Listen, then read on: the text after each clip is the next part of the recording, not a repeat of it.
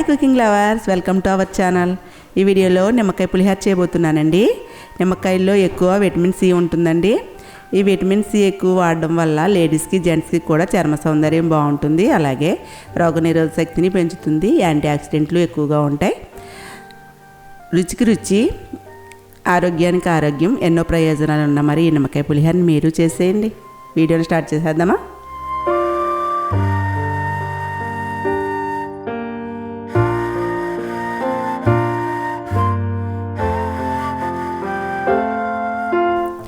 నిమ్మకాయ పులిహోర చేయడానికి 12 నిమ్మకాయలు తీసుకోవాలండి. 5 నిమ్మకాయలు తీసుకున్నాను.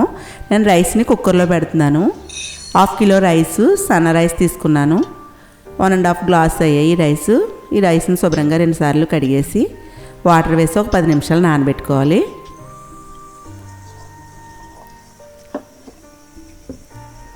పది నిమిషాలు నానబెట్టిన తర్వాత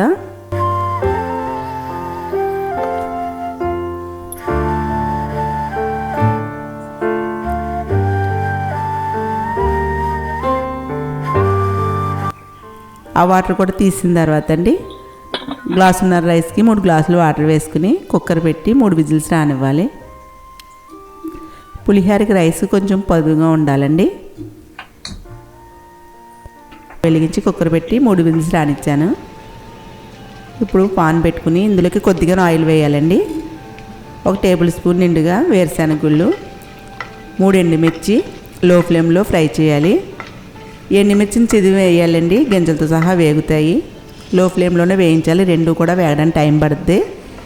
నిదానంగా లో ఫ్లేమ్లో కాసేపు వేయించిన తర్వాత 1/2 టీ స్పూన్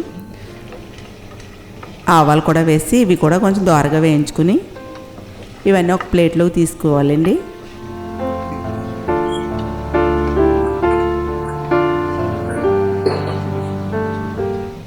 కుక్కర్ కూడా విజిల్ వస్తుంది.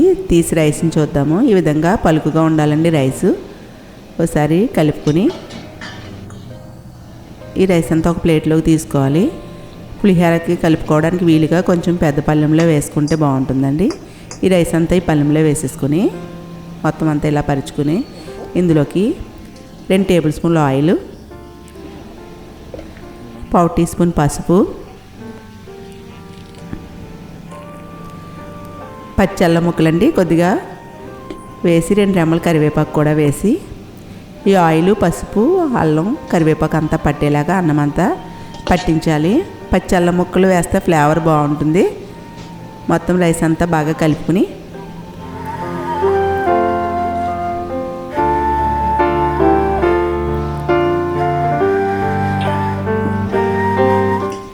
పక్కన పెట్టుకోవాలండి ప్లేట్ని.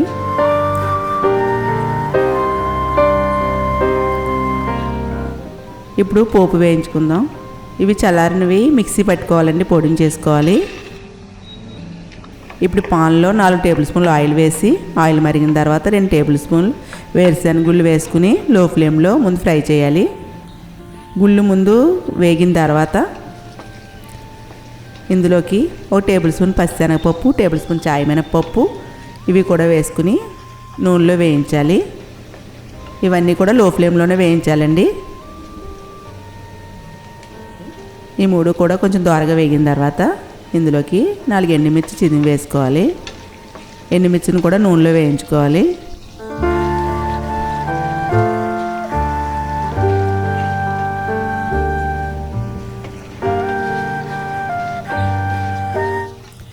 ఇందులోకి 1/2 టీ స్పూన్ ఆవాలు,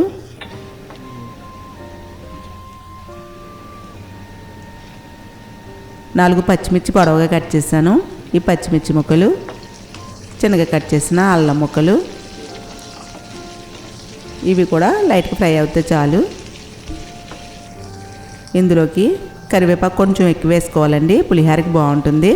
ఫ్రెష్గా ఉన్న కరివేపాకు అయితే బాగుంటుంది. 4 రెమ్మల కరివేపాకు కూడా వేసుకుని కరివేపాకును కూడా ఆయిల్లో ఫ్రై చేయాలి. ఈ పోపులన్నీ కూడా నిదానంగానే వేయించుకోవాలండి. లో ఫ్లేమ్లో వేయించడం వల్ల బాగా వేగుతాయి.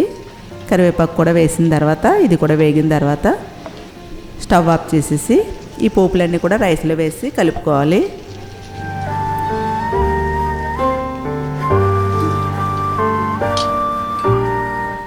మొత్తం పోపులన్నీ కూడా రైస్లో కలిపిన తర్వాత చల్లారిన ఆవాలు, ఎండుమిర్చి, వేరుశనగుళ్ళు కూడా పొడిని చేశానండి. ఈ పొడి కూడా ఇందులో వేసేసుకొని కలిపేసుకోవాలి. ఈ పోపులు ఈ అన్నం అంతా బాగా చల్లారిపోవాలి. బాగా చల్లారిన తర్వాత నిమ్మరసం కలపాలండి. ఒక విషయం చెప్తున్నానండి, మనం ఎప్పుడు నిమ్మకాయలను యూజ్ చేసినా పండిన నిమ్మకాయలని యూజ్ చేయాలండి. అలాగే నిమ్మకాయని పూర్తిగా మనం వాడేసుకోవాలి. ఒక చెక్క వాడి ఒక చెక్క ఫ్రిడ్జ్లో పెడుతుంటాం కదా, అలా కాకుండా మొత్తం నిమ్మకాయని వాడేసుకోవాలి. ఇప్పుడు 4 నిమ్మకాయలు కూడా రసం తీసాను. ఇందులోకి 1 టేబుల్ స్పూన్ సాల్ట్ వేసి కలిపేస్తున్నానండి. ఈ నిమ్మరసం ఉప్పు కూడా ఇందులో వేసేసి పులిహోర మొత్తం అంతా బాగా కలిపేసుకోవాలి.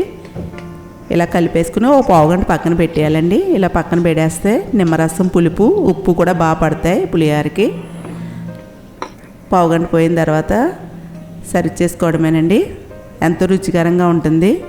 అలాగే ఎన్నో హెల్త్ బెనిఫిట్స్ కూడా ఉన్నాయి. ఈ విధంగా పులిహోరని చేయండి. చేసే విధంగా కుదిరిందో నాకు కామెంట్ చేయండి, లైక్ చేయండి, షేర్ చేయండి, సబ్స్క్రైబ్ చేయండి, బెల్ ఐకాన్ యాక్టివేట్ చేయండి. నెక్స్ట్ వీడియోలో కలుసుకుందాం.